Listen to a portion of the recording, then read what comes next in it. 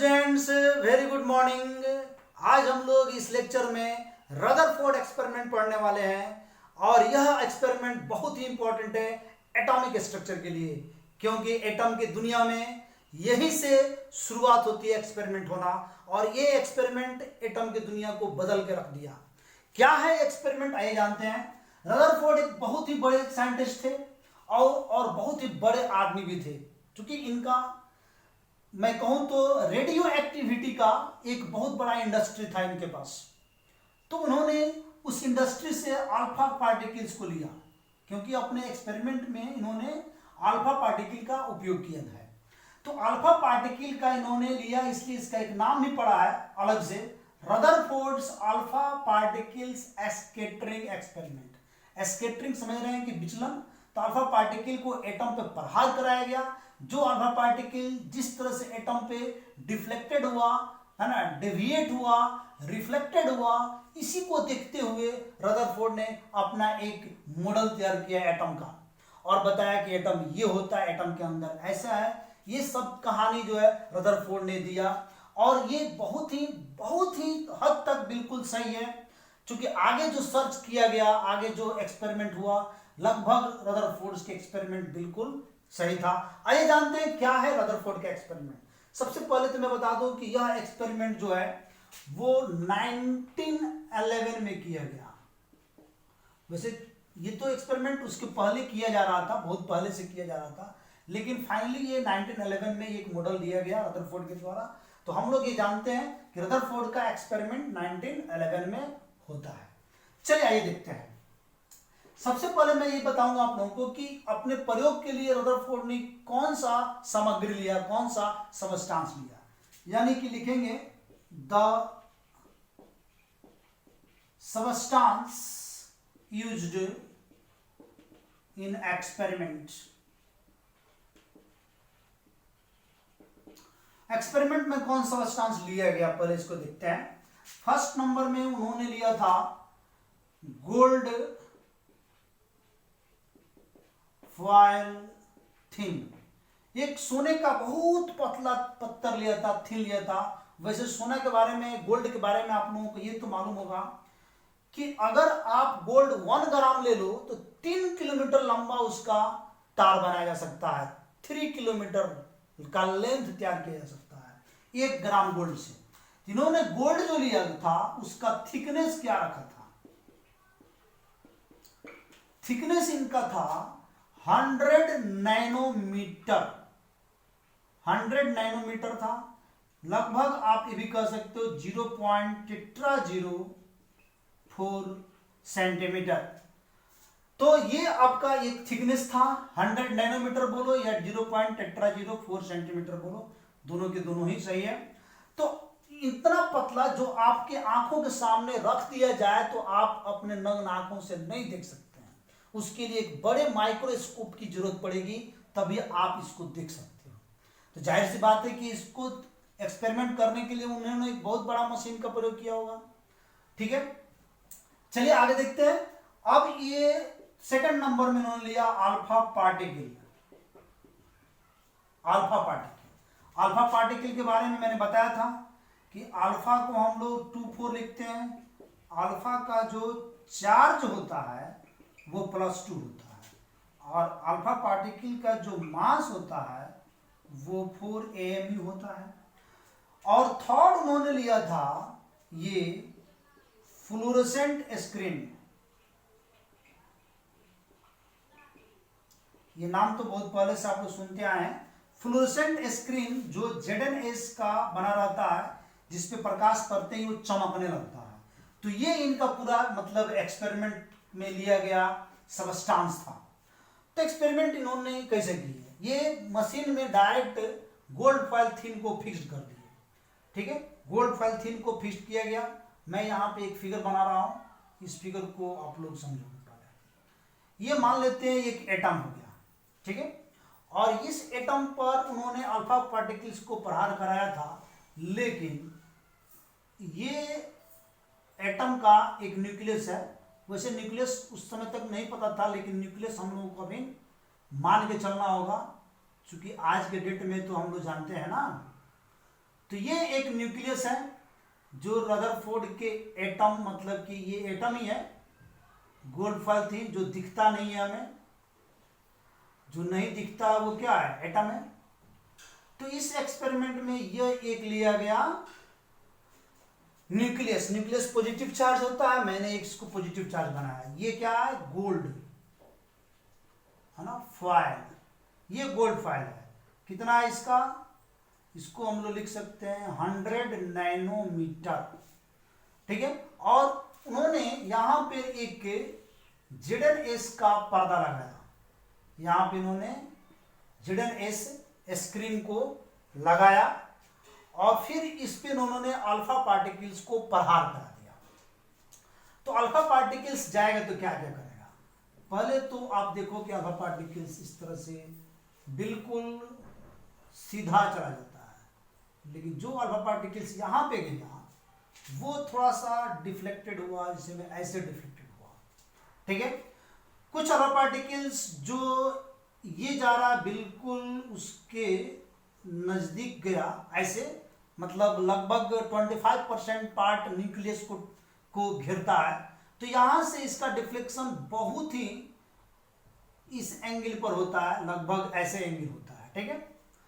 इस तरह से यहां भी आपको ऐसा ही मिलेगा, एक ये भी गया और यहां से ये डिफ्लेक्टेड हुआ, दोनों तरफ लगभग बराबर हम लोग लेंगे इस तरह से, फिर ये पार कर गया डायरेक्ट, ये डायरेक्ट रूप से पार कर गया। एक ऐसा इसमें लगभग माना जाता है 20,000 अल्फा पार्टिकल्स न्यूक्लियस पर अगर प्रहार करता है या न्यूक्लियस के चारों तरफ अगर वो मतलब गुजरता है, तो 20,000 अल्फा पार्टिकल्स में से एक अल्फा पार्टिकल ऐसे होते हैं जो न्यूक्लियस के बहुत ही नजदीक जाकर, मतलब उसके बहुत ही क्लोज्ड जाएगा और फिर वहीं से ये कम बैक हो जाएगा, वहीं से ये कम बैक हो जाएगा। उसे सटता नहीं है, इस बात को ध्यान रखिएगा, लेकिन ये जो है दिखता है कि सटा हुआ है। तो मैं आपको यहां पे दिखाऊंगा कि ये फर्क है और मैं भी बताऊंगा कि कितना डिस्टेंस होता है, ठीक है। तो ये अल्फा पार्टिकल्स का एक्सपेरिमेंट में पूरी कहानी थी। अब ये अल्फा पार्टिकल यहां पे मैंने लिया इसको अल्फा पार्टिकल, और ये अल्फा पार्टिकल सब जो है स्क्रीन पर चला गया, चूंकि डायरेक्ट क्रॉस कर गया बिना without any deflection cross the gold foil thin. और सम अल्फा पार्टिकल ये डिफ्लेक्टेड, सम अल्फा पार्टिकल डिफ्लेक्टेड सम एंगल्स, स्मॉल एंगल्स कर सकते हैं, स्मॉल एंगल से ये दोनों अल्फा पार्टिकल्स यहाँ पे डिफ्लेक्टेड हुआ है। और only one alpha particle in 20,000 alpha particle went to near the nucleus या near the atom, center of atom and come back their path, अपने पाथ से वो लौट आता है। ये सब ऑब्जर्वेशन है, अभी आपको जो मैंने बताया ये सभी ऑब्जर्वेशन है जो इस तरह से ये हो रहा है एक्सपेरिमेंट में। तो आप ये देखोगे कि ये सब मैंने यहाँ दिखाया है कि ये एक्सपेरिमेंट में किया था। इसमें आप क्या क्या देख रहे हैं कि मैक्सिमम अल्फा पार्टिकल जो है वो डायरेक्ट इस एटम को पार कर जा रहा है, यानी maximum alpha particle cross the gold foil thin without any reflected, without any deviation and go through the ये फ्लोरोसेंट स्क्रीन, स्क्रीन पे चला गया डायरेक्ट। सेकंड हम क्या देख रहे हैं, सम अल्फा पार्टिकल ये डिफ्लेक्टेड या deviation small angle, in small angle, small angle से डेविएशन हो रहा है। और ओनली वन अल्फा पार्टिकल, ये वाला only one alpha particle in 20,000 alpha particle went to near the centre of gold foil thin या एटम कह सकते हैं, centre of atom and come back their path, और अपने पाथ से ये लौट आते हैं। देखिए मैंने दिखाया ये गया और ये फिर लौट के आया।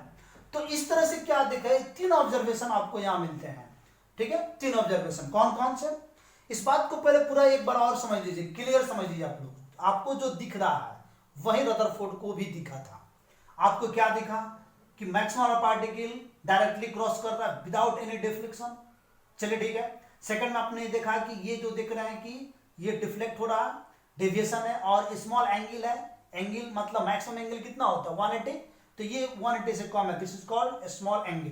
तो ये स्मॉल एंगल से मुड़ा और उसमें एक अल्फा पार्टिकल जो है वो गया तो लेकिन फिर लौट आया। ये मैंने आपको दिखाया है गया और आते हुए, लेकिन ऐसा नहीं होता है। ये ऐसा डायरेक्ट होता है, जाता है जिस पाथ पे फिर उसे लौट आता है। मतलब कि ये अल्फा पार्टिकल मान लो कि ये गया ऐसे न्यूक्लियस के पास गया और फिर पुनः यहां से ये कम बैक होगा, गया और लौटा। तो जाने के बाद से पुनः अपने ये रास्ते में पुनः लौट आता है, इसलिए इसको हम लोग कहते हैं कि वन अल्फा पार्टिकल जो है 20,000 अल्फा पार्टिकल अगर न्यूक्लियस के पास से गुजरता है तो उनमें से एक ही अल्फा पार्टिकल जो लौटेगा अपने पास। आइए इसका ऑब्जर्वेशन पहले जानते हैं क्या है ऑब्जर्वेशन।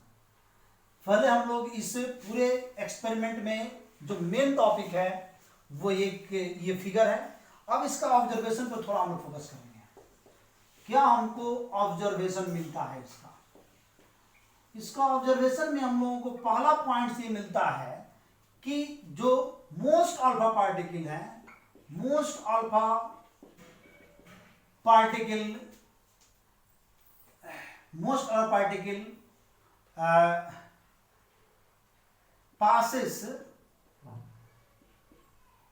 पास थ्रू लिखिए, मोस्ट अल्फा पार्टिकल पास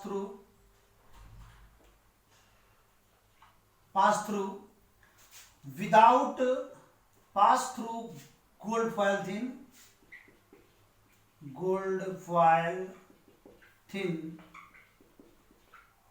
विदाउट एनी डेविएशन,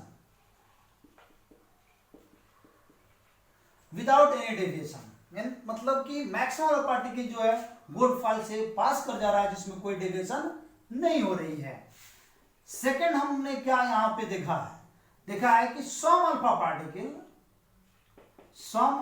पार्टिकल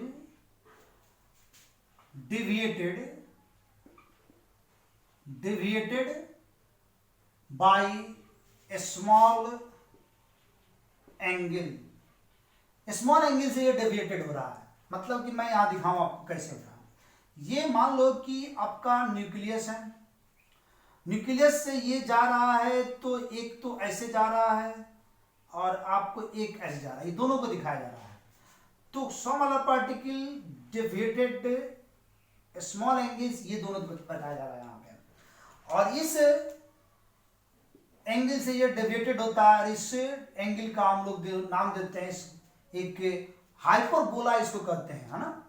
इस एंगल का हम लोग नाम देते हैं हाइपरबोला, ठीक है, आप लोग मैथ में पढ़े होंगे, हाइपरबोला एंगल कहते हैं। तो ये स्मॉल एंगल से यहां से डेविएटेड होता है, इसको बताया गया है। थर्ड नंबर में जानिए, थर्ड नंबर में जो है ये यहां पे देखेंगे कि few alpha particle that is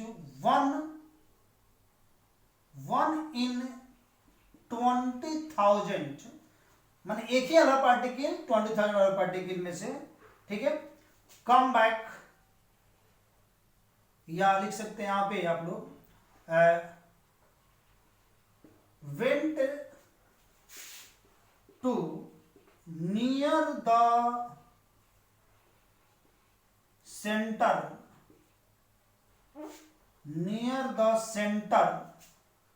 of atom and come back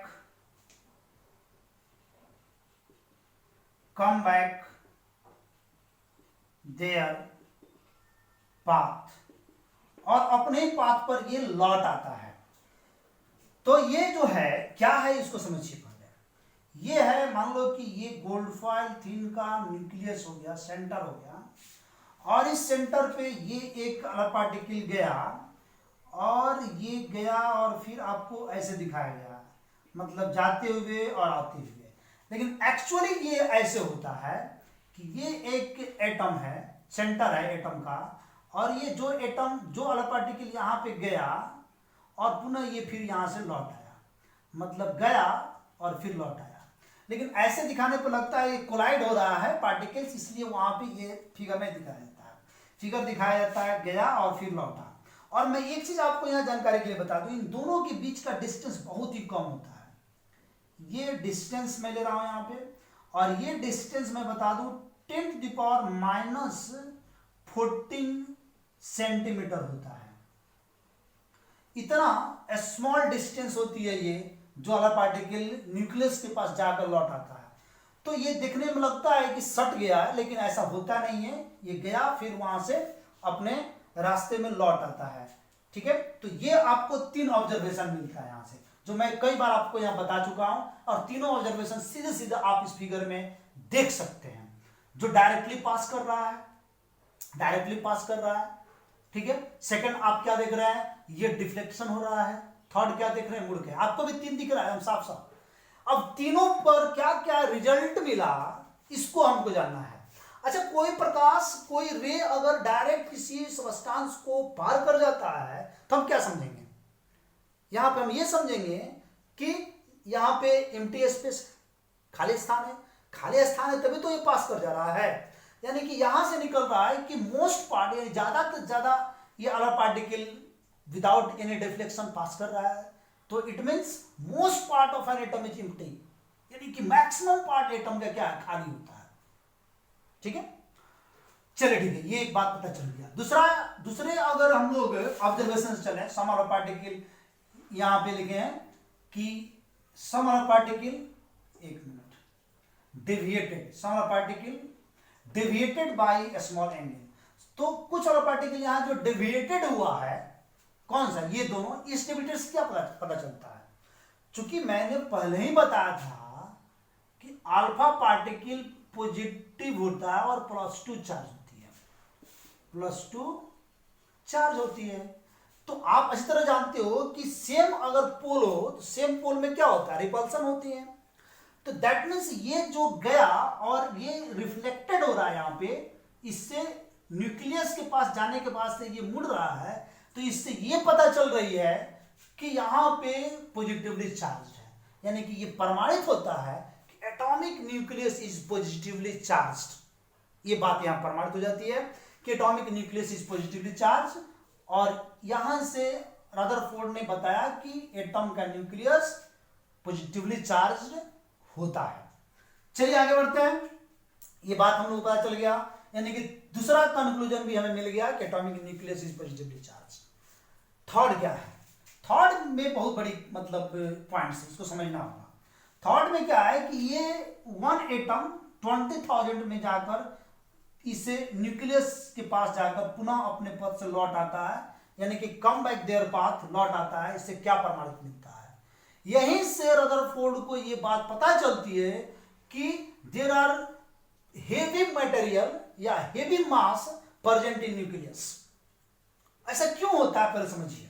इसको समझने के लिए मैं थोड़ा सा आपको बताता हूं कि 2 मैग्नेट को लेते हैं, मैग्नेट को लेंगे तब ये बात पता चलेगा। क्योंकि 2 पोल लिए हम, और एक सबको पता है कि जो एटम का न्यूक्लियस है मैग्नेटिक फील्ड जैसा काम करता है। अरे क्या मतलब, ये सन जो है सूर्य, उसके चारों तरफ चक्कर लगाने वाले कौन है? पृथ्वी है ना, फिर शुक्र है, ग्रह है, सभी ग्रह होते हैं इसमें। तो सभी ग्रह इसमें चक्कर लगाते हैं, है ना। तो ये सभी ग्रह क्या होते हैं कि ये एक सन के मैग्नेटिक फील्ड से जुड़े होते हैं, सन के मैग्नेटिक फील्ड से ये अटैच्ड है।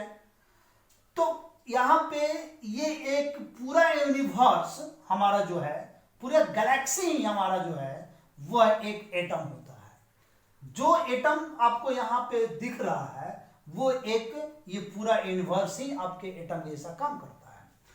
तो ये एक मैग्नेटिक फील्ड से जुड़े हुए हैं। उसी तरह से इसमें भी इलेक्ट्रॉन या ये सब मैग्नेटिक फील्ड से न्यूक्लियस जुड़ा रहता है, यानी कि टोटल मास का, पूरे यूनिवर्स में जो टोटल मास है उसका मास से कई गुना ज्यादा मास सन का होता है। ये बात तो पता है। उसी तरह से रदरफोर्ड ने बताया कि हमारा जो एटम है उसका सबसे बड़ा मास कहां पे है? न्यूक्लियस में है। लेकिन इस एक्सपेरिमेंट को और भी हम थोड़ा सा अलग ढंग से जानते हैं। ये तो हम समझ लिए मैग्नेटिक फील्ड है। मान लो कि 2 मैग्नेट लेते हैं एक टेबल पर हम क्या करते हैं कि 2 मैग्नेट को लेते हैं। यहां पे हमने एक मैग्नेट को लेते हैं, यहां पे 2 मैग्नेट लेते हैं, ठीक है।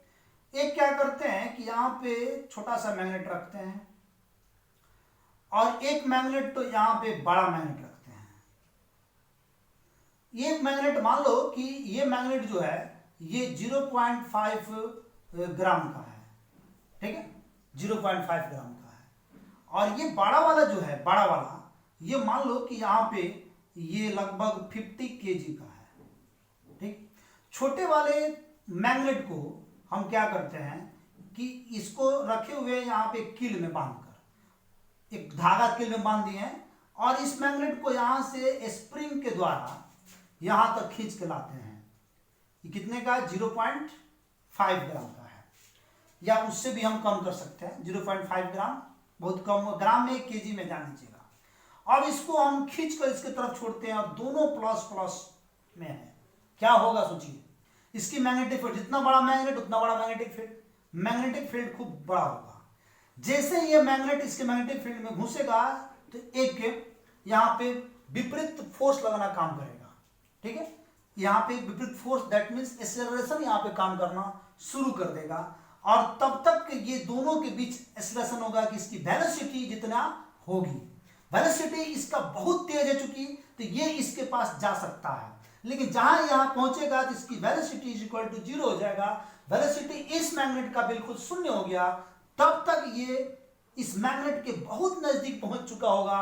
तो यहां से क्या होगा, ये मैग्नेट जो बड़ा मैग्नेट है इसको अपने फोर्स से तुरंत उसको विपरीत दिशा में क्या करेगा, धक्का दे देगा, मतलब फेंकेगा, क्योंकि फोर्स यहाँ पे जो इसका है बहुत ही ग्रेट फोर्स है, और ये फोर्स इसको तुरंत विपरीत दिशा में लाएगा। चूंकि रिपल्सन होगा वहां से, तो ये अपने दिशा में कम बैक हो जाएगा, फिर से लौट आएगा।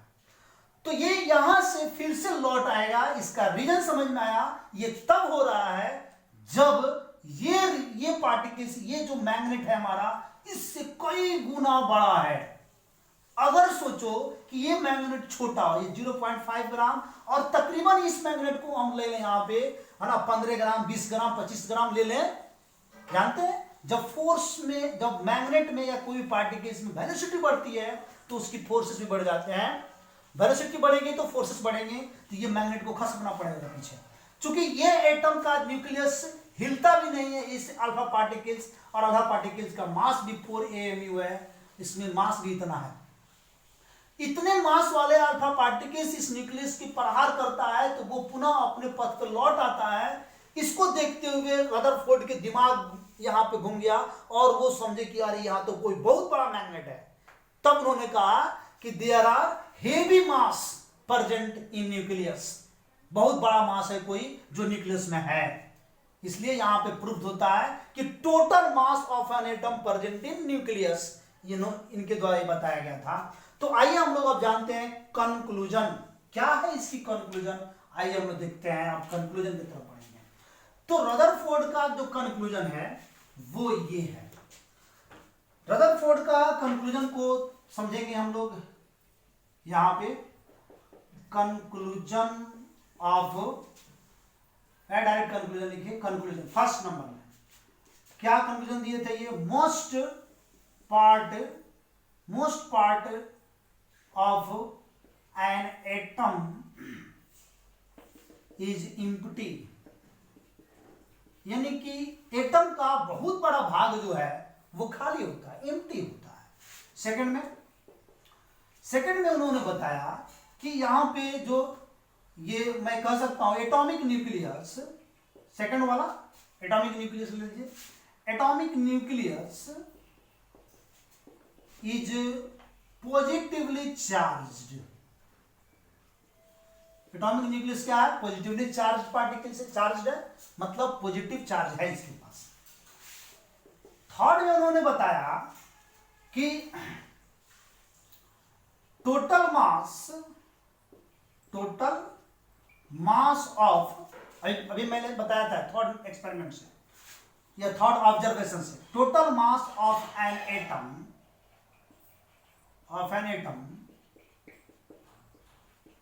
प्रेजेंट इन न्यूक्लियस, है ना, एटम का कुल मास जो है कहां है, न्यूक्लियस में है। ये तीसरा उन्होंने बताया। फोर्थ क्या था, फोर्थ बहुत बड़ा था। अब इन्होंने सोचा कि भाई इसके चारों तरफ तो इलेक्ट्रॉन तो होगा ना, एटम है तो इलेक्ट्रॉन प्रोटॉन न्यूट्रॉन तो होगा।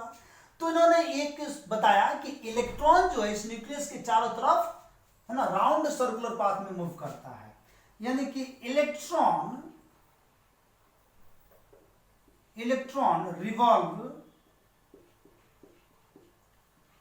Revolve in round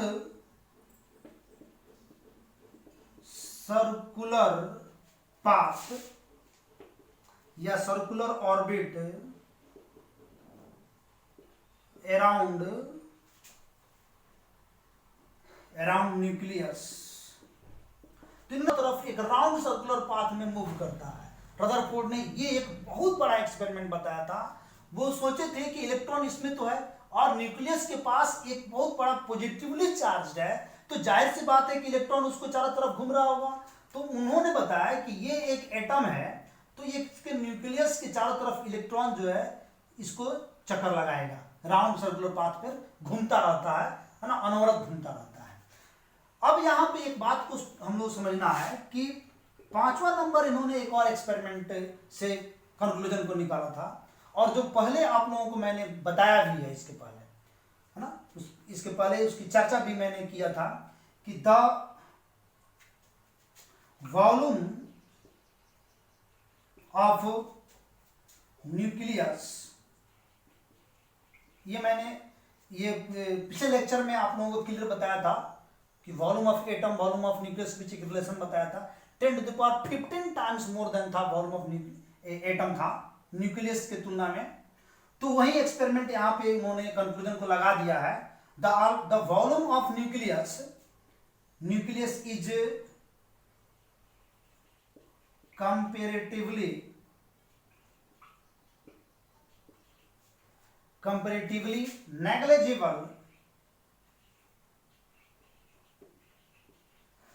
negligible than the volume of an atom। ठीक है, एटम के वॉल्यूम के तुलना में न्यूक्लियस का जो वॉल्यूम है वो बिल्कुल नगण्य होता है, बिल्कुल नहीं के बराबर होता है। ये एक्सपेरिमेंट में इन्होंने दिया था, दिखा था, कंक्लूजन में इन्होंने ऐड कर दिया था। छठा नंबर इन्होंने एक और बात कहा था कि the number of proton is equal to the number of electron. Proton किसी भी एक एटम में, अगर वो एटम इफ एटम लिखा दीजिए, if an atom is stable, atom अगर स्टेबल हो तो ये मतलब होगा number of proton is equal to number of electron. इन्होंने कहा था बिल्कुल बराबर होंगे, किसी भी एटम में number of proton number of electron के बराबर होंगे। तो ये इन्होंने 6 कंक्लूजन दिया।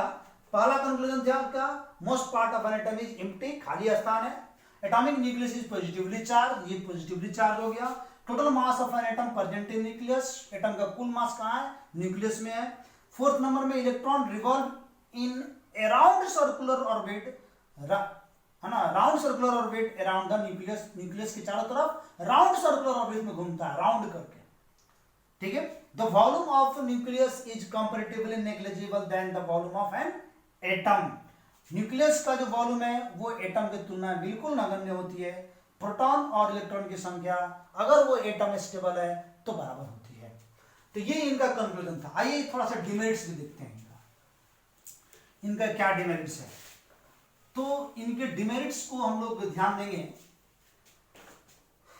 फर्स्ट नंबर में इनका जो डिमेरिट्स है, पहला डिमेरिट्स इनका है कि इनके द्वारा जो बताया गया था जिस तरह से एटम, वो आगे चलकर ये इलेक्ट्रोमैग्नेटिक थ्योरी, मैक्सवेल इलेक्ट्रोमैग्नेटिक की थ्योरी द्वारा गलत हो गया था। मतलब इनका जो था इलेक्ट्रॉन जो इस तरह से मूव करता है, ठीक है, और धीरे धीरे धीरे धीरे जाकर वो न्यूक्लियस में गिर जाता है। ये रदरफोर्ड का एटॉमिक मॉडल था। ये कौन थे, रदरफोर्ड थे। रदरफोर्ड का ये था कि electron moves around the nucleus, electron moves round circular path around the nucleus, round circular path. ठीक है, तो जाहिर सी बात है धीरे धीरे जाकर, चूंकि ये न्यूक्लियस क्या होता है, और कोई भी पार्टिकल जब अगर चार्जेबल पार्टिकल्स है, अगर वो वेलोसिटी है उसके पास, धीरे धीरे उसका क्या होता है, एनर्जी लूज होता है, तो दे लूज एनर्जी यहां से लूज होगा। एनर्जी ये लूज करते हैं, तो जैसे एनर्जी लूज करेंगे, यहाँ उपस्थित जो हैवी मास है यानी कि पॉजिटिव चार्ज है, ऑपोजिट चार्ज उसके पास कहिए तो वो उसको धीरे धीरे धीरे धीरे अपने तरफ खींचता चला जाएगा, और एक समय आएगा कि इलेक्ट्रॉन न्यूक्लियस में जाकर अटैक कर देगा, तो यहाँ पे एटम क्या हो जाएगा, अनस्टेबल होगा। ठीक है, ये क्या था, अनस्टेबल था। ठीक है, लेकिन इसको काटा गया, और काटने वाले साइंटिस्ट कौन है, रदरफोर्ड। रदरफोर्ड ने कहा नहीं, ऐसी कोई बात नहीं होती है। रदरफोर्ड ने कहा कि नहीं, ये इलेक्ट्रॉन जो है न्यूक्लियस के चारों तरफ घूमते तो हैं, लेकिन उनकी फिक्स्ड एनर्जी होती है। इनकी एनर्जी क्या है, ये जो है fixed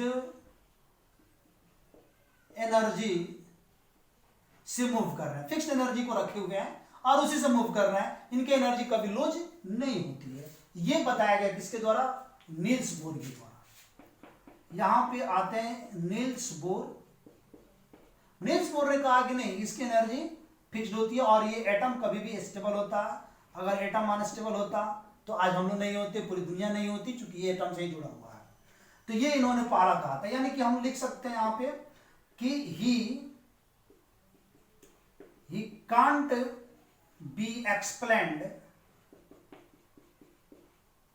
he can't be explained the stability of an atom। Atom के स्टेबिलिटी को उन्होंने एक्सप्लेन नहीं किया, ये एक बहुत बड़ा यहां पे निकला कि he can't be explained the stability of an atom।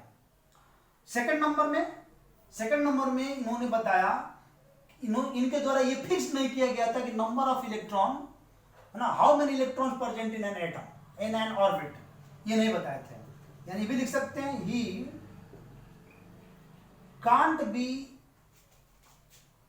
he can't be fixed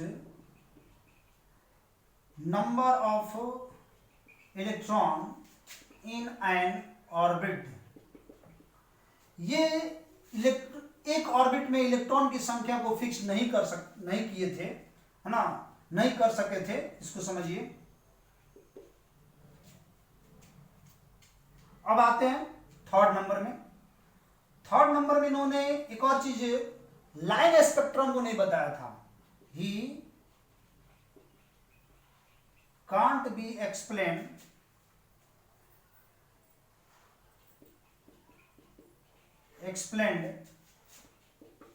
line spectrum of atoms, है ना, ये एटम के लाइन स्पेक्ट्रम को भी एक्सप्लेन नहीं कर सके थे। तो एटम का स्पेक्ट्रम क्या होता है, स्पेक्ट्रम जो आप जानते हो वही स्पेक्ट्रम की बात कर रहे हैं, लेकिन थोड़ा सा यहां चेंज होती है। आप क्या जानते हो स्पेक्ट्रम के बारे में, आप जानते हो कि कोई एक प्रिज्म लेते हैं यहाँ पे, और प्रिज्म लिया गया और यहाँ पे रे लिया गया। प्रिज्म को हम लोग ऐसे लेते हैं और इसमें व्हाइट रे को यहाँ पे हम लोग व्हाइट रे लेते हैं, तो ये प्रिज्म से जो रे गुजरता है उसके बेस की तरफ जाता है और ये इस पे जाता है, यहाँ पे 7 रे बनते हैं। तो स्क्रीन पे जो 7 रे बनते हैं, ये स्क्रीन है, विवजियोर आता है, ये विवजियोर, है ना। तो ये विवजियोर जो यहाँ पे आते हैं, violet, indigo, blue, green, yellow, orange, red, तो ये आप इसको क्या कहते हैं, प्रिज्म कहते हैं। ये मतलब उसको स्पेक्ट्रम कहते हैं। इसी 7 रे का जो यहाँ पे प्राप्त होता है आपका सीरीज, जो वेवलेंथ को डिक्रीजिंग ऑर्डर में रखते हैं, वेवलेंथ को इंक्रीजिंग ऑर्डर में रखते हैं, इंक्रीजिंग ऑर्डर है यहाँ पे वेवलेंथ का, उसको हम लोग स्पेक्ट्रम कहते हैं। तो रदरफोर्ड ने एटम का स्पेक्ट्रम को नहीं बताया था। एटम का स्पेक्ट्रम क्या होता है कि मान लो कि कोई स्पेक्ट्रम, कोई यहां पे हम ट्यूब लेते हैं, ठीक है, ये कोई ट्यूब ले लिए, ट्यूब में कोई भी हम यहाँ पे गैस भर देंगे, हाइड्रोजन गैस, हीलियम गैस, कुछ भी भर सकते हैं। तो हाइड्रोजन गैस यहाँ भर दिए और यहाँ पे हम लोग स्क्रीन लगा दिए और इसमें हम इलेक्ट्रिक करंट पास करा दिए, इलेक्ट्रिक करंट यहां से पास करा दिए, तो इससे जो रे निकलेगा वो कहलाएगा हाइड्रोजन रे।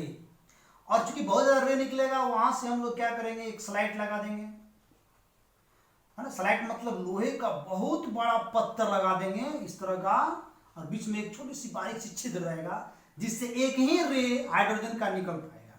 तो ये निकलेगा और ये जाएगा यहां से, यहाँ पे प्रिज्म लगा देंगे। इसके बाद हम यहाँ पे प्रिज्म लगाएंगे, ठीक है। यहाँ प्रिज्म लगा दिए और जो यहां से रे मिल रहा है हम लोगों को, ये 3 रे मिल रहा है, मतलब बाकी से रे गया। यहाँ पे वायलेट मिलता है, इंडिगो मिलता है, रेड मिलता है, बाकी सब यहां से गायब हो जाता है। तो ये तो मैंने बताया ऐसे ही आप लोगों को, ये चूंकि रदरफोर्ड नहीं बताया है, नील्स बोर ने बताया है। नील्स बोर के एक्सपेरिमेंट जब पढ़ाएंगे तो ये डिटेल बताएंगे। तो ये कहलाता है लाइन स्पेक्ट्रम ऑफ एटम। चूंकि ये लाइन आते हैं यहाँ पे रेखा, इसलिए लाइन स्पेक्ट्रम कहते हैं इसको हम लोग, या इसको हम लोग हाइड्रोजन स्पेक्ट्रम कहते हैं। अगर हाइड्रोजन ले रहे हैं तो हाइड्रोजन स्पेक्ट्रम कहेंगे, हीलियम ले रहे हैं तो हीलियम स्पेक्ट्रम कहेंगे। लेकिन अभी तक मैं बता दूं आप लोगों के, नील्स बोर ने भी हाइड्रोजन स्पेक्ट्रम ही बताया है। अभी तक आज के डेट में भी अदर एलिमेंट, अदर एटम का स्पेक्ट्रम नहीं बनाया गया। हाइड्रोजन लाइक स्पेक्ट्रम बनाया गया है। हाइड्रोजन लाइक स्पेक्ट्रम क्या होता है, हाइड्रोजन के पास कितने इलेक्ट्रॉन, 1, प्रोटॉन कितने, 1। तो अगर हम मान लो कि हीलियम में 2 इलेक्ट्रॉन है और 2 प्रोटॉन है, तो हम क्या करते हैं, इस पे 4 लगा देते हैं। अब इलेक्ट्रॉन की संख्या कितना हो गया, 1 हो गया। तो हमें हाइड्रोजन लाइक स्पेक्ट्रम कहने का अर्थ है कि हम चार्जेबल एटम लेंगे और इसके पास इलेक्ट्रॉन की संख्या 1। तो सिर्फ ऐसे एटम का अभी तक स्पेक्ट्रम बनाए गए हैं जिसके पास एक ही इलेक्ट्रॉन है, वो नील्स बोर के द्वारा बताया गया, रदरफोर्ड के द्वारा नहीं बताया गया। इसलिए इनके डिमेरिट्स में इसको लिखा गया है, he can't be explain line spectrum, उनके द्वारा लाइन स्पेक्ट्रम नहीं बताया गया। ओके, तो आज आपने पढ़ा रदरफोर्ड एक्सपेरिमेंट, बहुत ही बड़ा एक्सपेरिमेंट है। मैं चाहूंगा कि इसको आप लोग कंप्लीट नोट्स तैयार करें और याद कर लें। नेक्स्ट लेक्चर मेरा नील्स बोर के एक्सपेरिमेंट होगा, नील्स बोर ने क्या एक्सपेरिमेंट बताया है। Okay, that's all.